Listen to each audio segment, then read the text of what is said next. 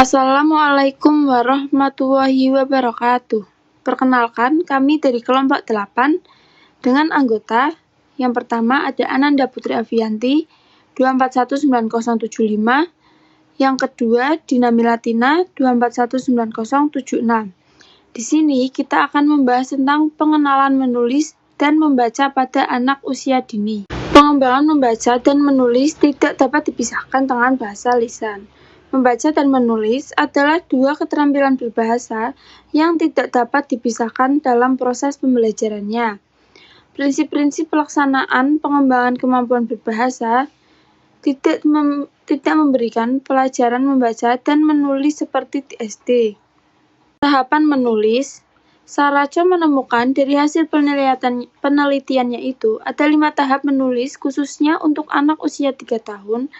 Kelima tahapan tersebut diuraikan di bawah ini. Yang pertama ada tulisan cakar ayam tanpa tujuan. Pada tahap ini, anak berusaha menulis nama mereka dengan menggerakkan alat tulis pada selembar kertas.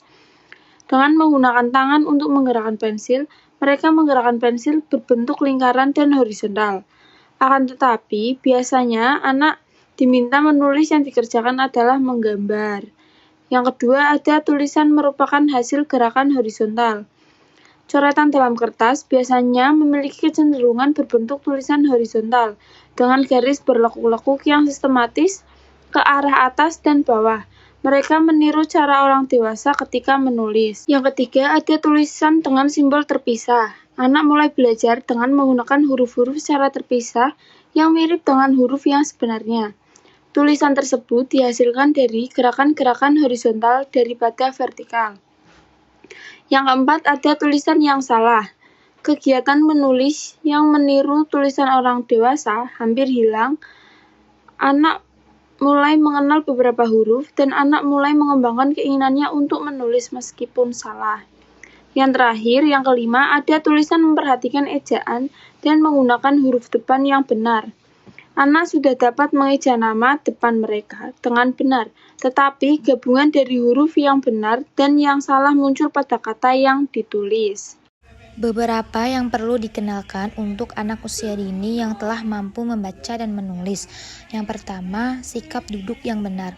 Posisi duduk dalam belajar membaca dan menulis untuk anak usia dini dari awal hendaknya dibiasakan atau ditanamkan dengan cara duduk yang benar. Sikap atau posisi duduk yang benar adalah badan tegak, dada tidak menempel pada meja, jarak antara mata dan kertas 25-30 cm.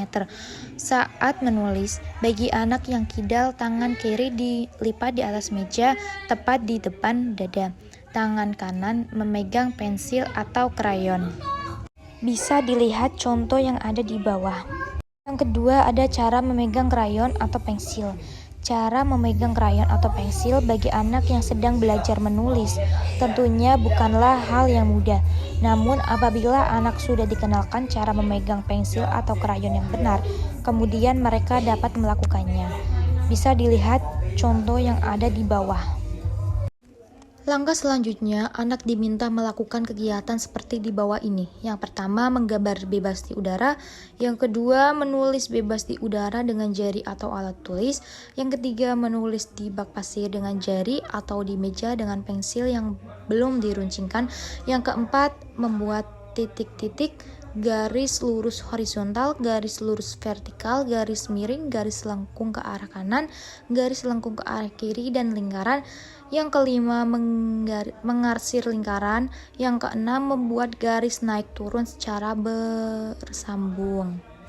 Yang ketiga ada cara menggunakan atau memposisikan kertas dengan benar. Sikap duduk dan cara meletakkan kertas atau buku akan sangat menentukan bentuk dan hasil tulisan. Untuk itu, kertas harusnya diletakkan pada posisi yang benar. Posisi kertas atau buku yang tidak sejajar dengan meja yang berbentuk persegi tentu akan menyulitkan penulis atau anak ketika akan menulis. Namun, buku atau kertas itu dapat diposisikan di depan dada dengan jarak antara mata dan buku atau kertas yang benar.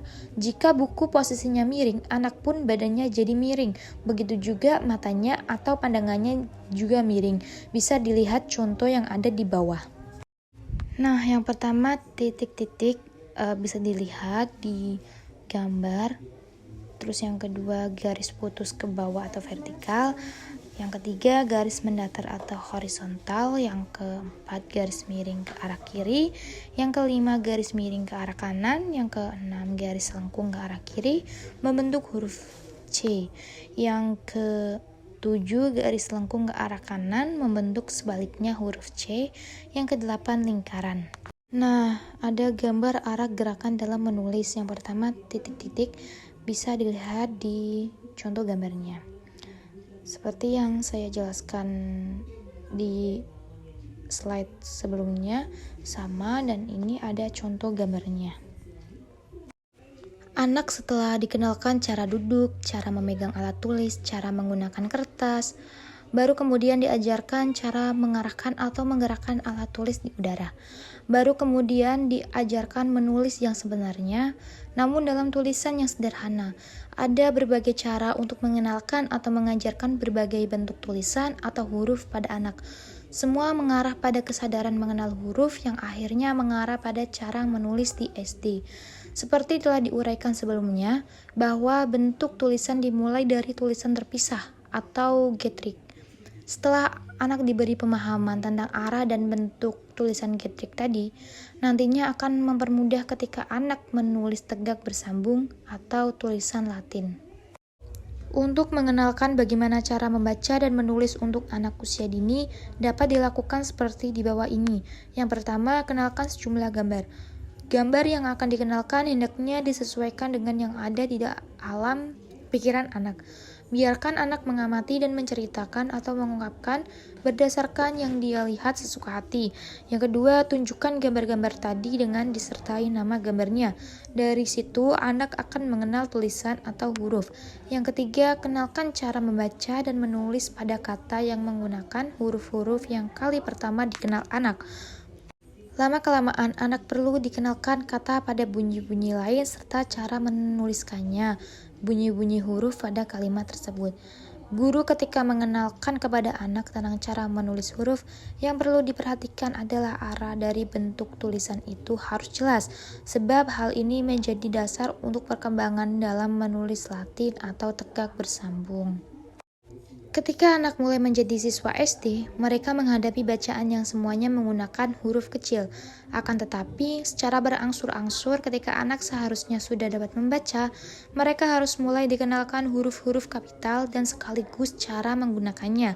Hal ini cukup beralasan, sebab jika anak dikenalkan huruf kecil dan huruf besar atau kapital secara bersamaan, akan membingungkan. Secara fisik, bentuk huruf besar dan kecil memang berbeda. Meskipun demikian, huruf besar tersebut boleh dikenalkan secara tidak langsung kepada anak. Jadi, cara menulis bunyi-bunyi huruf dalam abjad A sampai Z tidak perlu diajarkan sekaligus secara keseluruhan. Namun, seharusnya diajarkan pada saat anak menemukan huruf baru tertentu pada kata-kata yang baru dan tertentu pula. Cukup sekian, terima kasih. Kurang lebihnya mohon maaf. Semoga bermanfaat. Wassalamualaikum warahmatullahi wabarakatuh.